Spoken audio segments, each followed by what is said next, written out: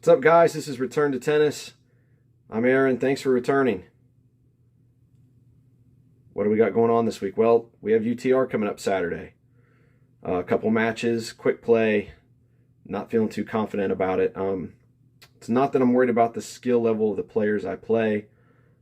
Some are better than me, some are worse. That's not the point. I mean, I'm just out there trying to get that experience and get that practice. But I'm just not feeling like I'm hitting the ball well this week. Like, I've been out a couple times. It hasn't felt good. I just feel like I'm not hitting clean, which is bad for me because I wasn't hitting great to begin with. I was, still trying to work my way back in. I don't know if I'm tired or if I just stressed. I don't know. But I do know that I have changed the setups in several of my rackets. So my main playing racket being my Solinco Whiteout, I had the hybrid setup, which was the Tour Bite and the Vanquish from Solinco. Played really well. Those strings were done. They were starting to shred. I was actually kind of nervous they were going to break in my last match. So I restrung it with the Tier 1 hybrid set, the Poly, the Firewire, and the Ghost Wire. Doesn't hit bad at all. It's pretty good. I'm just not used to it yet. Like, I dropped the tension on it a little bit. It's a different string setup than I've been playing with. It's going to take me a minute, and I don't know if I'll be comfortable with it by Saturday, but it is what it is at this point. Other than that, what do you guys know about Volkl? I wasn't really familiar with Volkl until, as you guys know, one of my previous videos, I scored this buddy, this little baby here, the Volkl Power Bridge 8. I picked it up at Played Against Sports, 45 bucks. Really lightweight, 100 square inches. Restrung it with the Wasabi Red from Toro line. Hits really clean. It's a little light for my taste, but it handles vibration very well. Not the most stable frame that I have, but it's not bad. It's more stable than some of the others for being as light as it is. But it got me curious because it's got the, the vibration dampening system handle. It hits really well, except for my backhands. I've discovered through online, reviews and forum research that I'm not unique in this problem. There was somebody else that I came across that had the same problem. They could hit forehands really great with it, but for whatever reason, they couldn't hit backhands very well. That's where I'm at. It takes me a minute to get used to swinging it, but I do like it. I'm just not sure about the weight. So it got me thinking, what if I tried a Volkl that was heavier? What would that be like? Would it have the same kind of comfort and just be a heavier frame for drive-through? Would it lose some of its comfort because of the weight? So I went online, I started digging around, and I found one online that I was able to pick up for 65 bucks. It's a little rough around the top, but it's not too bad down the sides. It's a C10 Pro. I had it restrung with the Wasabi Red. Same. Both of them are strung at the same tension at 58 pounds. This is a 98 square head, and the Power Bridge is 100. It has that dampening system in the handle as well. We went out and we hit them today. Gave them a go. We warmed up with our Solinco, tried to get used to the strings some more. But then we took some time to hit some balls with these just to see how they compared. Obviously, this one is way different in weight. The Power Bridge is about 285, 290 grams. This one's coming in at 352. This is like Pro Staff RF 97 weight. It's different. But we're going to hit some balls with them. You're going to get to see it. We'll see you here in a minute. All right, here we go, guys. Hitting the Volkls. Oh, that was an ugly start, wasn't it? It was very windy that day. Some of the balls were moving kind of weird as they came out. And then, of course, you get a dead ball and the wind. It just really messes things up. That wasn't a bad one. We started off with the Power Bridge 8. Pretty much right out the gate, hitting really solid forehands with this. Very pleased with it. Despite it being so light, I mean, it hits really well. I would probably say on my list right now of rackets, if I was to be playing and I just started breaking a lot of strings in the middle of a match, my first racket I'm playing is, of course, my Solinco Whiteout. I think my second go-to racket would probably be the Yonex E-Zone 100 right now, because I played that over the weekend at drills and it hit really well. But this PowerBridge 8 would probably be my third choice, and it might even be my choice over the Yonex, just because of how cleanly I hit forehands with it. Of course, as I've mentioned, backhands are still a struggle. Another struggle that we had out here today was the slinger bag. Man, it seemed to jam up and not shoot balls about every 15 to 20 balls. It got so frustrating for me that I actually filmed myself hitting both these rackets all as one clip. So this clip's a little long for that reason. I was getting just tired of having to shut everything down to go over and stir the balls inside the slinger bag. It's kind of ridiculous that it was so consistently jamming up that I wouldn't be able to get stuff, you know, keep it running. That one hit the net. I looked kind of good starting out, but you know, I'm kind of getting a feel for hitting the two-handed backhands better. I think at the end of the day, it's kind of going to be an advantage for me that I can hit two-handed backhands or one-handed backhands once my elbow's better. I noticed when I did some drill work over the weekend, I did some point play at the end. Played a guy who was really good at keeping the ball in play. And not only that, but he was very precise. He could hit the ball anywhere he wanted on the court at any time, and he was literally painting the lines with his shots. He was running me everywhere. It was really an interesting play. But I noticed if I got into trouble on a deep ball where I kind of got pushed back and had to backpedal a little bit, that I could switch to two-handed on my forehand side and hit it back in play fairly well. So it's been a benefit learning, or actually kind of being forced to learn how to hit every shot two-handed. I think it's gonna help me in the long run. Well, here we go. Slinger bag's already down. We're about, at this point, we're probably about 30 balls in to hitting the PowerBridge.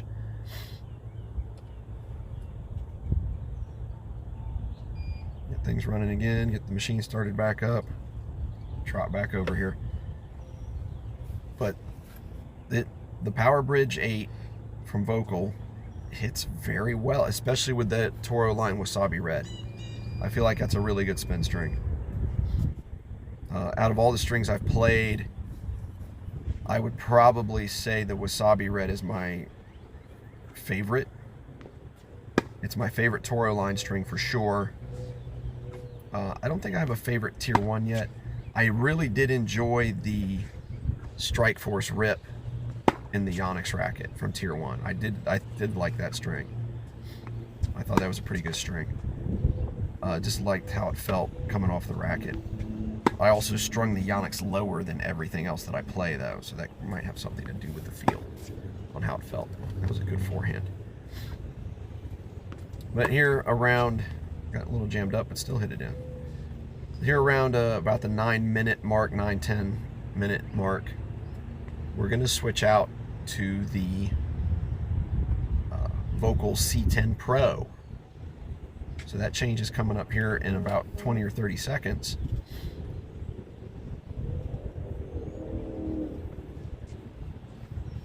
Here we go. Machines decided to shut down again. I mean, what did we get out of that? Maybe 15 balls, 10 balls before it decided.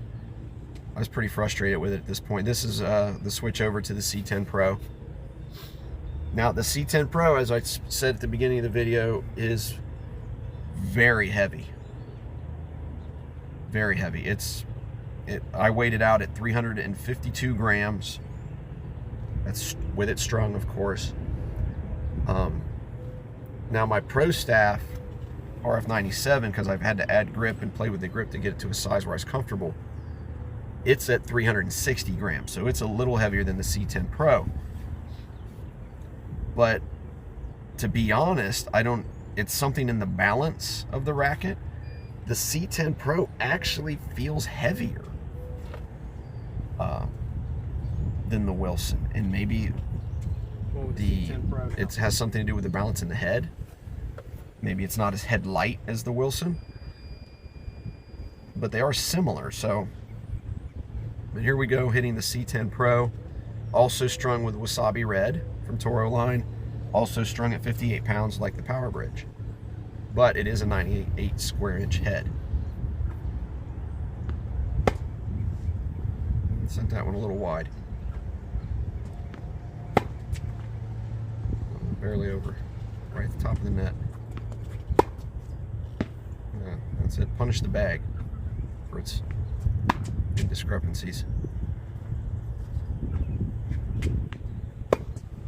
There we go. I like the C10 Pro, even though it does feel a bit head heavy compared to the Wilson. And of course it feels massively heavy compared to the Power Bridge 8. And maybe that's why it felt heavier to me than the Wilson does, is maybe because I came off of playing something really light and went straight to something really heavy. I'm gonna re-hit it on its own just to see how it feels. I felt like the sweet spot was small. Like I had a lot of difficulty at the beginning and throughout the session hitting the sweet spot with this racket. When I did, it was fantastic. Like it felt really good when I found the sweet spot, but it just seemed small to me. Like I was having problems dialing in how to hit this racket clean. But see, that one felt really good. That backhand felt nice. I hit it pretty solid. And that one felt a little off the top, the side of the frame, you know. But I did have some problems just finding the sweet spot, and it just felt like it was smaller than some of the other rackets I've hit.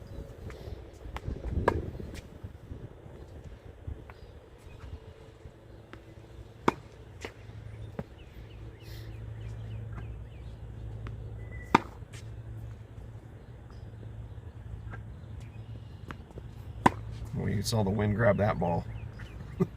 The machine is aimed straight, and you can see the machine is aimed directly down the middle of the tee, and you can see some of these balls are blowing sideways into the deuce side of the court as they come out. That was a nice ball. See, that felt really clean. That was right off the center, right in the middle. Take that bag. Overall, I like the frame. I do think the handle system does help with the comfort on this racket, for sure. It felt a little more comfortable than some of my others that are in a similar weight range. But yeah, again, the sweet spot was hard to find on this one. I'm gonna hit it again, probably, you know, just to get a better feel for it. Not on film, of course. You guys have seen enough as it is. But that's all for today, guys. I've turned into a bit of an addict when it comes to rackets. I am now officially a racket addict. I have some other rackets on the way, some great deals I scored on eBay. That seems to be my biggest problem, is if I spot a really good deal on a racket that I don't even need, I have problems walking away from it, because I realize how good the price is. Ooh, that was an ugly slice. That's the first time I tried to slice with that racket. So like if I spot a really nice price on a racket that's in pretty good shape that I'm interested in, I have problems just letting it go. That's how I ended up with a Yonex E-Zone 100, even though I really wasn't that interested in the Yonex. But I'm glad I got it, because I hit it really well. So anyway, guys, that's all for today. We got UTR Saturday. We're going to try to get some UTR footage up. Once again, thanks for turning in. Thanks for subscribing. I'm hoping that my struggles here give you some insight into what you may need if you're struggling. I hope maybe my struggles here give you some confidence to just keep pushing if you're struggling, or at the very least give you a good laugh. I mean, sometimes I look like an idiot out there. So anyway, guys, get out, play some more. The weather's getting nice, but until then, we will return you to your regularly scheduled programming.